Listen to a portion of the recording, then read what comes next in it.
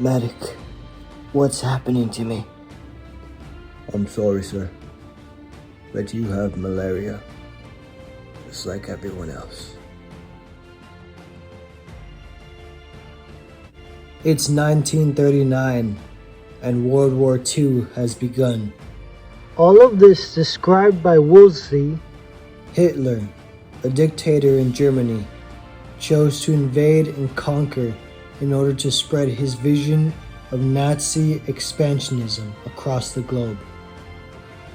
Later on, joined by Japan and Italy, they formed the Axis powers. Of course, opposition was inevitable.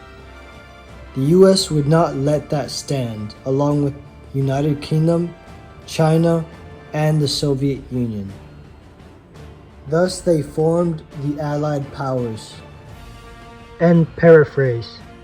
Yet, while all of this was going on, a third faction would arrive, one that didn't care who it attacked: malaria.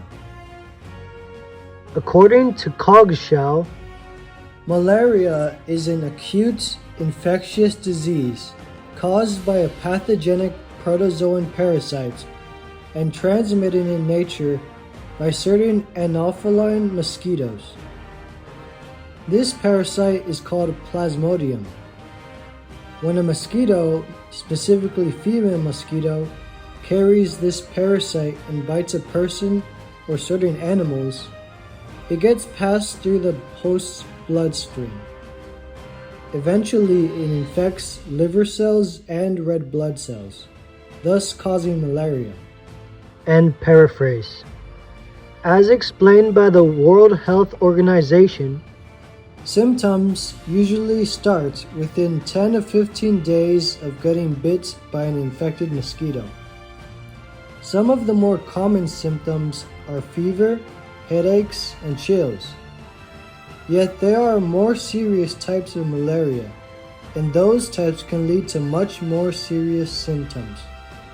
These symptoms may include extreme tiredness and fatigue, impaired consciousness, multiple convulsions, difficulty breathing, dark bloody urine, jaundice, which is yellowing of eyes and skin, abnormal bleeding, and if none of these are treated on time, of course, it could lead to death. And paraphrase. Now, with that information in mind, the big question is, did the fear of malaria and innovations in suppressing the disease motivate the Allied and Axis powers in World War II? By motivation, I mean either fear or perhaps perseverance in trying to find a cure, or something more to that. Okay, who wants to go first? I'll just flip a coin. Heads for Axis powers and tails for Allied powers. Well, it's tails. Allied powers it is. The Allied perspective. Mertens describes that the Allied powers suffered arguably more than the Axis powers when it came to malaria. Malaria had been prevalent in the previous World War, but now it became devastatingly worse as the war began. And paraphrase. The National Library of Medicine mentions that although it was rare to get during the 1930s, that quickly shifted in the 1940s after the Japanese army invaded American overseas territories in the Philippines, Guam, and Wake Island. And paraphrase. In which the Army Heritage Center Foundation continues to explain, you see, these parts of the Pacific were harsh, with thick jungles, high temperatures, heavy rainfall, and swamps. The perfect environment for mosquitoes to thrive.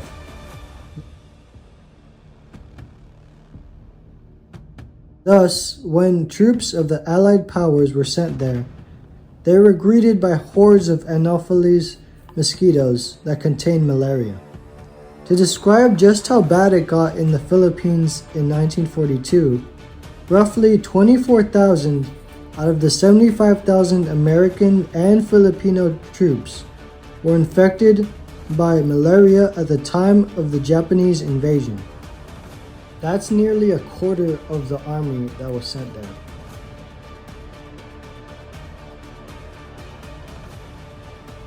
And it was so bad that the commander of the commanding office of General Hospital 2 even wrote to his superiors saying, "If the malaria situation is not brought under control, the whole army will be greatly debilitated."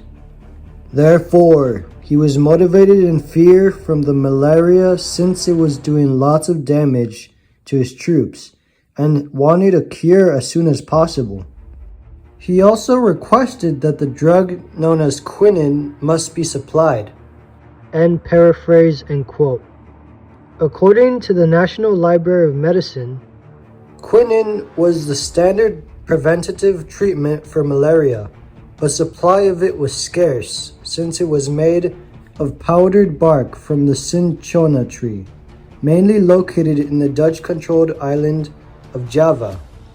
The Japanese army in 1942 soon took control of this island though, thus cutting off the Allies' access to the cinchona trees. The Allies did not give up on their search for a cure though. Mosquito nets and insect repellents were also provided to try and counter mosquitoes, but they did not have much effect. Finally, through much study, the US military settled on using the synthetic chemical known as antibrine. It proved to be highly effective against malaria. The thing is, US soldiers soon found out it contained side effects ranging from yellowing of the skin, headaches, anxiety, nightmares, and on rare cases, full-on psychosis, which is disconnection from reality. end paraphrase. Consequently, the US military's motivation was a desperate attempt to acquire a cure that led to their own soldiers suffering for it. Thus, they decided to take a different approach that could end most of the malaria from spreading. The United States Office of Control in War Areas 1992 conveys this. In 1942, the Office of Malaria Control in War Areas, or MCWA, was formed with the task of malaria control and prevention in areas around military, industrial areas concerned with the production related to the war. They were motivated to get rid of areas where Anopheles mosquitoes breeded. Their plan was to form control teams of physicians, engineers, and entomologists to locate infected humans, determine the prevalence of mosquitoes, find the breeding places, and apply control measures. The MCWA was quite effective with their control methods, consisting of drainage to mosquito breeding areas, which could be in trenches and such. End paraphrase.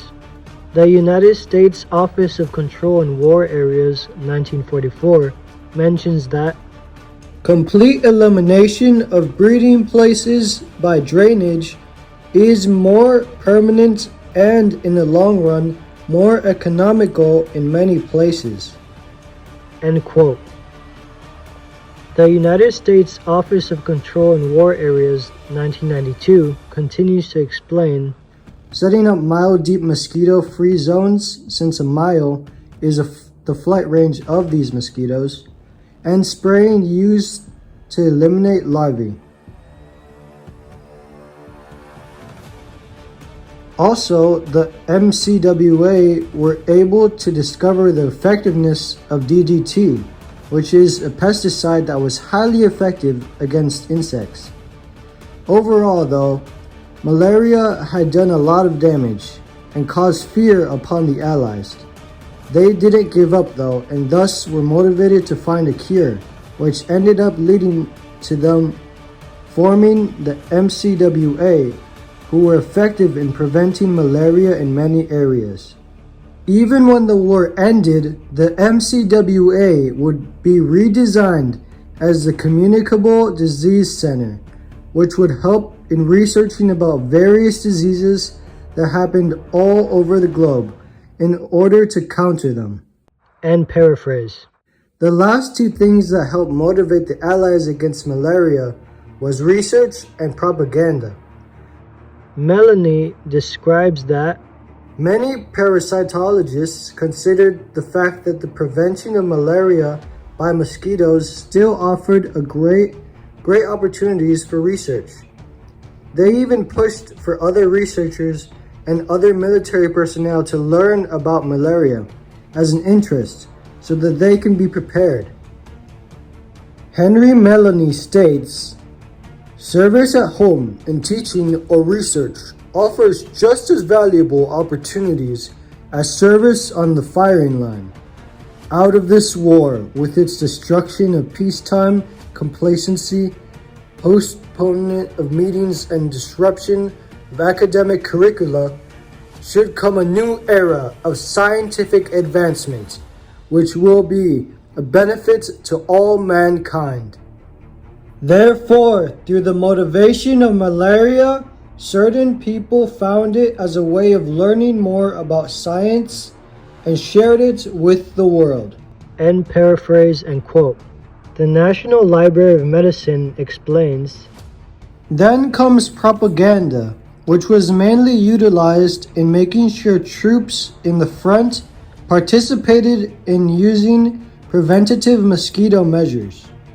See, many soldiers didn't have much education and thus couldn't comprehend certain things about malaria.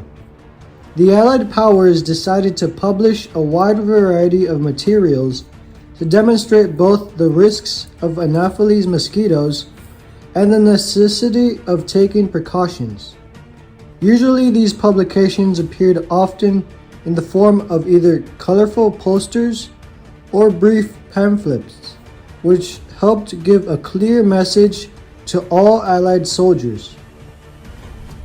The main points they conveyed were to make use of mosquito nets, avoid situations where malarial mosquitoes were common, and to always use their antibrine.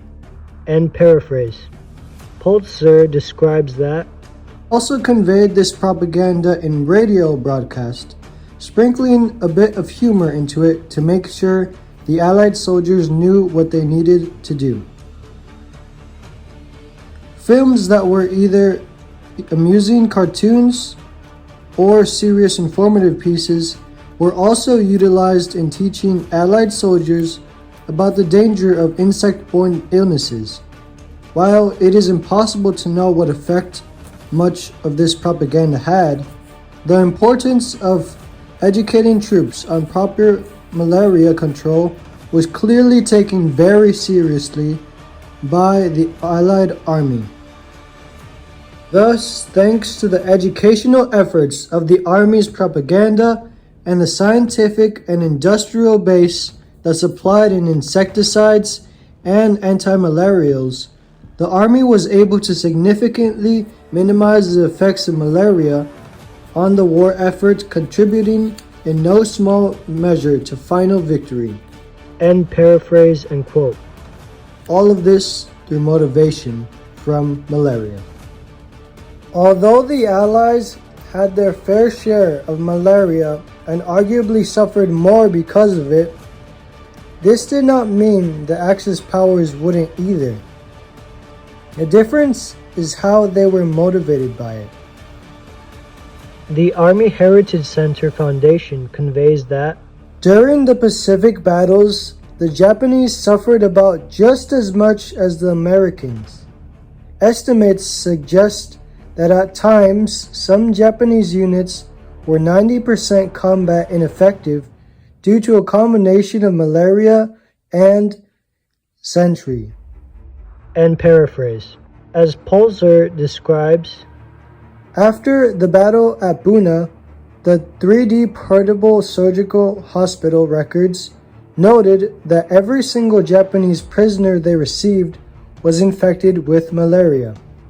Thus, they did in fact suffer similarly to the Americans. End paraphrase. Yet while the Axis powers suffered, they also had other plans. that were motivated by malaria.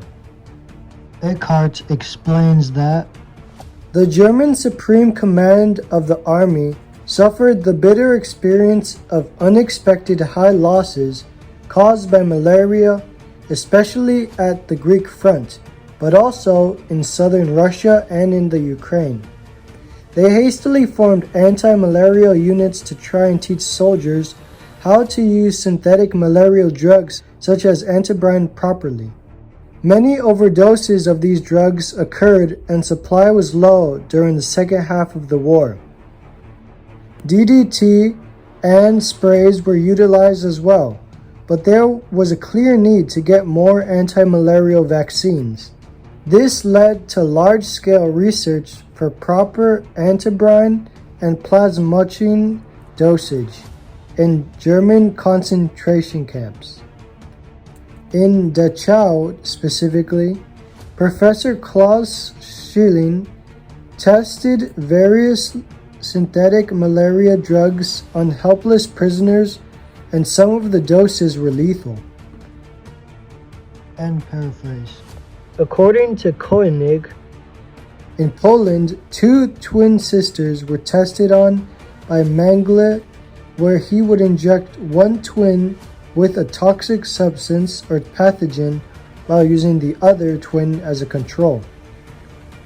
Truly, the Axis powers were motivated to use quite unethical methods to find a cure for malaria. End paraphrase. Mertens explains how plans may have also been made to set free infected mosquitoes from airplanes and reflood previously drained marshes while including infected Anopheles mosquitoes there. But that is not entirely certain to be true. End paraphrase. Overall, though, it is abundantly clear that while both the Allied and Axis powers were motivated in locating a cure, the methods the Axis powers chose to attempt to attain it were of a much darker procedure. Yet both sides faced the worst of malaria, and both were motivated to push through it rather than fear it. To conclude, yes, both the Allied powers and Axis powers were motivated by malaria. The Allied powers were motivated to find cures, spread the word about preventative measures, and learn more about what malaria can do. The Axis powers were also motivated to find cures and also to tell others about the preventative measures.